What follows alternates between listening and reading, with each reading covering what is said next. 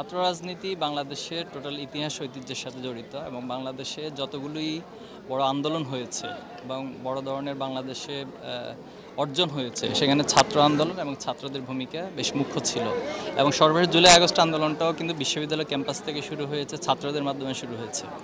তো বাংলাদেশের সংবিধান স্বাভাবিকভাবে হচ্ছে সবাইকে, সকল নাগরিককে তার মত প্রকাশের স্বাধীনতা, তার আদর্শের স্বাধীনতা এবং তার নিজস্ব দল এবং রাজনীতির স্বাধীনতা দিয়েছে।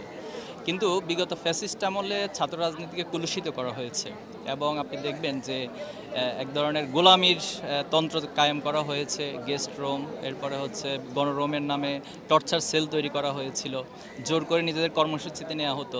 তো এই কারণে ছাত্র রাজনীতির প্রতি একটা ট্রমা শিক্ষার্থীদের মাঝে তৈরি হয়েছে।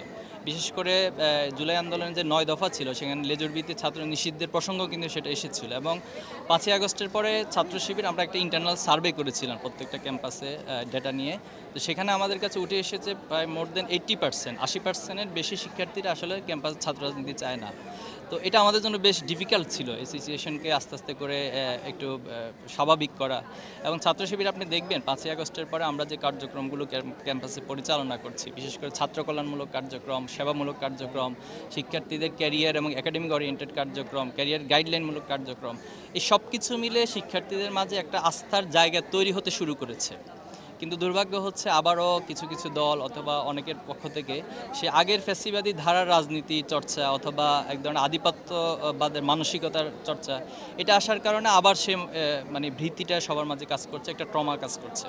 তা আমরা সবার কাছে অনুরোধ করব যে আমরা এমন কিছু করব না যেটা আমাদের ছাত্র রাজনীতিকে প্রশ্নবিদ্ধ করে এবং শিক্ষার্থীদের যেটা ঢাকা ইউনিভার্সিটির ক্ষেত্রে গত কয়েকদিন আগে ঘটেছে যে তারা হলগুলোতে পলিটিক্স চাচ্ছে না। তো তাদের বক্তব্য হচ্ছে যে মূলত হল পলিটিক্সের মধ্য দিয়েই এই টর্চার কাজগুলো চালানো হতো, এজন্য সবাই ক্যাম্পাসে রাজনীতি করবে কিন্তু হলে রাজনীতি করবে না।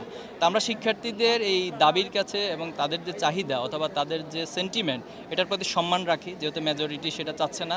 এজন্য ছাত্র শিবির এখন পর্যন্ত হল কমিটি দেয়নি এবং হলে যে রাজনীতি, আগের ধারার রাজনীতি, সেটা চালায়নি। আমরা শুধুমাত্র সেবামূলক কার্যক্রমগুলো চালিয়ে যাচ্ছি। বিশ্ববিদ্যালয় প্রশাসনের সাথে গতকাল আমাদের আলাদা আলাদা বসা হয়েছে। ঢাকা বিশ্ববিদ্যালয় প্রশাসন আজকেও বিকেল 3টায় বসার কথা আছে সবার সাথে একসাথে। তো আমি আশা করি সবাই ঐক্যমত্যের মধ্য দিয়ে আমরা এমন একটি রাজনৈতিক ধারা চালু করব যেখানে চাপিয়ে দেওয়ার মানসিকতা থাকবে না এবং সবাই তার জায়গা থেকে স্বাধীনতা, মত প্রকাশ স্বাধীনতা, এই নয়া স্বরূপের রাজনীতি চালু হোক, এটা আমরা প্রত্যাশা করছি। আর আপনি ছাত্র সংসদ নিয়ে যেটা বলছেন, নিঃসন্দেহে আপনি রাজশাহী বিশ্ববিদ্যালয়ে যিনি ছাত্রদলের বর্তমান সভাপতি, তিনি ইতিমধ্যে এই বক্তব্য দিয়েছেন যে তিনি কোনোভাবেই রাজশাহী বিশ্ববিদ্যালয়ে ছাত্র নির্বাচন হতে দিবে না। এটা তো একটা অবাক করার মতো কথা যে একটা ছাত্রদল মানে সংগঠনের সভাপতি এই ধরনের বক্তব্য দিচ্ছে। তো এটা আমাদেরকে আশঙ্কিত করছে। তবে আমরা কোনোভাবেই সাধারণ শিক্ষার্থীদের যে দাবি, প্রাণের দাবি ছাত্র সংসদ নির্বাচন, এখান থেকে আমরা পিছিয়ে আসবো না। ছাত্র শিবির 5ই আগস্টের পরে বারবার এই দাবি করছে এবং বিশ্ববিদ্যালয় প্রশাসনও তাদের জায়গা থেকে আয়োজন করছে। আমরা আশা করব যে নিরপেক্ষ, অবাধ এবং সুষ্ঠু একটি নির্বাচনের মধ্য দিয়ে ছাত্রদের প্রকৃত প্রতিনিধিরা ছাত্র সংসদে নির্বাচিত হবে। আচ্ছা, চট্টগ্রাম তো আপনারা আছেনই, আপনারা চট্টগ্রাম যাবেন। উনি মূলত যেহেতু সারা দেশে আমাদেরকে ভ্রমণ করতে হয়, ঘুরতে হয়, তো এটা ভালো পরামর্শ দিয়েছেন যে সবাই এক ক্যাম্পাস থেকে আরেক ক্যাম্পাসে যাবে। এর মধ্য দিয়ে ভ্রাতৃত্ব, ভালোবাসা বৃদ্ধি পাবে, সৌহার্দ্য বৃদ্ধি পাবে, শিবির সম্পর্কে আরও একটি জানার সুযোগ হবে। মূলত এই সেন্স থেকে সম্ভবত তিনি বলেছেন। Thank you. দেখুন, এখানে পতিত যে প্যাসিস্ট, তারা তো আসলে বসে নেই। তারা সব যে ইন্ডিয়া পালিয়ে গিয়েছে, হেলিকপ্টারে করে তো সবাই যাওয়ার সুযোগ পায় নাই। এদের বড় একটি অংশ হচ্ছে দেশে আছে, একটি বড় অংশ বাহিরে আছে। তো তারা তাদের বিগত সময়ে যে লুটপাটের অর্থ, এই অর্থগুলো বাংলাদেশে অরাজকতা অথবা অস্থিতিশীল করার জন্য ব্যয় করছে। অনেকগুলো ডকুমেন্টস আমরা পেয়েছি। বিশেষ করে গোপালগঞ্জে যে ঘটনাটা ঘটেছে, এনসিপির সমাবেশে হামলা সহ তাদেরকে জিম্মি করে এক ধরনের হত্যাকাণ্ড সংগঠিত করবে, এরকম একটা পরিস্থিতি চলে গিয়েছে। তো সেটা আমরা জেনেছি দীর্ঘদিন ধরে প্রশাসনের মধ্য থেকে অনেকে এবং তাদের সাবেক অনেক এমপি ছিল, তারা এখানে বড় ধরনের ইনভেস্ট করে মূলত এই ষড়যন্ত্রগুলো করছে। তো সেই জায়গায় নিঃসন্দেহে এখানে যত বেশি আমাদের মধ্যে অনৈক্য তৈরি হবে, এর দ্বারা বিগত পতিত প্যাসিস্টরা উপকৃত হবে। এটা খুব স্বাভাবিক হিসাব নিকাশ, এটা বেশি হিসাব করতে হয় না। বাট আমাদের মধ্য থেকে কিছু ব্যক্তির আসলে অতি উদাসীনতা অথবা অপরিপক্কতা আমি বলবো, অথবা শিশুসুলভ আচরণও বলবো, অথবা অভিজ্ঞতার ঘাটতির কারণে তারা পলিটিক্সটাকে আসলে যেভাবে করে জুলাইকে ধারণ করে করার কথা ছিল, ব্যক্তি স্বার্থের কারণে হোক অথবা অপরিপক্কতার কারণে হোক, এই জায়গাটাতে যথেষ্ট ঘাটতি তৈরি করছে। আপনি খেয়াল খেয়াল করেন ছাত্র শিবিরের আমাদের পক্ষ থেকে যে বক্তৃতা বিবৃতি এখনো পর্যন্ত আমরা কোথাও তিক্ততা তৈরি হোক অথবা অনৈক্য তৈরি হোক এমন একটি বক্তব্য বিবৃতি খুঁজে পাবেন না। কিন্তু আপনি অন্য দলগুলো দেখেন, তারা 10 মিনিটে সংবাদ সম্মেলন করে, 9 মিনিট হচ্ছে শিবির সম্পর্কে বিষোদগার করে। এখন ছাত্র শিবির 5ই আগস্টের পর যে কার্যক্রম চালাচ্ছে, শিক্ষার্থীরা যেভাবে করে, আজকে এখানে আপনি দেখেছেন চট্টগ্রামের এখানে কয়েক হাজারের উপরে হচ্ছে শিক্ষার্থীরা এসেছে। তো এই জিনিসগুলি দিয়ে যদি হিংসাত্মক মনোভাব পোষণ করেন তাহলে তো আসলে আমাদের কিছু বলার নেই। আপনি রাজনীতির এজেন্ডা নিয়ে হাজির হন। আপনি অন্য দলগুলো দেখেন কতটি কর্মসূচি পালন করছে, বিভিন্ন ক্যাম্পাসগুলোতে ঘুরে দেখুন। তো ছাত্র শিবির এই গঠনমূলক কার্যক্রমে যদি আপনারা হিংসাত্মক মনোভাব পোষণ করেন, আসলে কিছু বলার নেই। তবে আমরা এটা বিশ্বাস করি যে পতিত প্যাসিস্ট অথবা ফ্যাসিস্ট ইস্যুতে আমরা সবাই ঐক্যবদ্ধ আছি। আমরা 5ই আগস্ট খেয়াল করবেন যে সংসদ ভবনে সেখানে গিয়েছিলাম, ছাত্র দলের প্রেসিডেন্ট সেক্রেটারি এবং ছাত্র অধিকারের প্রেসিডেন্ট সেক্রেটারি ছিল।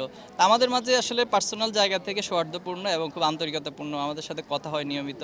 বাট হয়তো পলিটিক্যাল জায়গা থেকে রাজনৈতিক কোনো এজেন্ডা না থাকার কারণে ওনারা মাঝে মাঝে অসংলগ্ন কিছু বক্তব্য দিয়ে। তো আমি অনুরোধ করব এই বিষয়গুলো আমাদেরকে অ্যাভয়েড করা উচিত। ছাত্রলীগকে পুনর্বাসনের ব্যাপারে আপনারা একে অপরের উপরে দায় চাপাচ্ছেন, এই বিষয়টা না দেখুন, ছাত্র শিবির ছাত্রলীগকে পুনর্বাসন করবে এটা তো একটা মানে কল্পনাকে হার মানিয়ে যায়, যেখানে আমাদের বিগত সময় প্রত্যেকটা ক্যাম্পাসে আমাদের ভাইদেরকে চরম নির্যাতন করেছে। আপনি আবরার ফাহাদের ঘটনা জানেন, বিশ্বজিতের ঘটনা জানেন। তারা তো শিবির ছিল না, কিন্তু শিবিরের কার্যক্রমের সাথে তাদের কার্যক্রম মিল ছিল, এই কারণে তাদেরকে শিবির বলে হত্যাকাণ্ড ঘটানো হয়েছে।